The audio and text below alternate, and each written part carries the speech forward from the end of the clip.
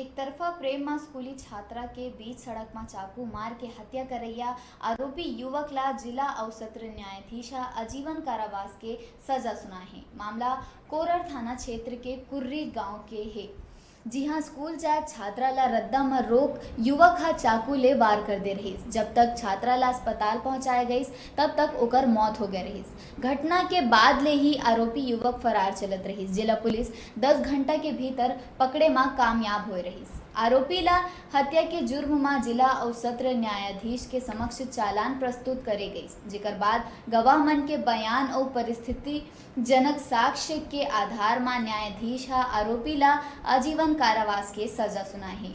मामला में शासकीय अधिवक्ता सौरभ मिश्रा बताइस कि मृतिका के सहेली मन जेन के घटना के दौरान मौका में मौजूद रही, उमन के गवाही में आरोपी ला गिरफ्तार कर लिए गए हैं।